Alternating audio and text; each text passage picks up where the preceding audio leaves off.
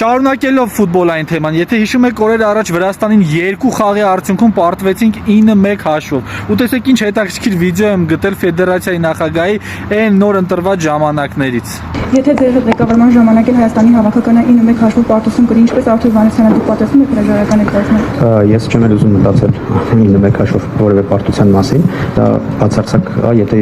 դու մտածես, որ եւս մեկ անգամ նման բան կարող է տեղի ունենալ, նշանակում է ուրեմն դու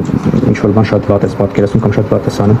Այո, մարդը ճիշտ բաներ է ասում։ Եթե պետքա էլի այդ հաշվով պարտություն կրենք, ուրեմն մի բան սխալ ենք արել, մի բան թերի ենք արել։ Բայց այդ դեպքում պարոն Մելիքբեկյան, դուք ինքներդ ձեզ հարց չեք տալիս, այդ ի՞նչն եք թերի արել, այդ ի՞նչն եք սխալ արել ու չեք վերլուծել, որ էլի նույն կոտրած տաշտակի առաջ ենք կանգնել։ Կամ այլ կերպ ասած, մեր երկրում ինչ որ մեկը պետքա իր արածի կամ չարածի համար պատասխանատվություն կրի։ Թե ընդամենը պետքա ասենք դե անցանք առաջ, ոչինչ։ Ես ձեզ խորհուրդ կտամ մտածել այս հարցի ուղղությամբ, այլ ոչ թե խաղից հետո դուրս գալ եւ ընդամենը հայտարարել, որ խոսել ենք մյուս խաղից ամեն ինչ լավ կլինի։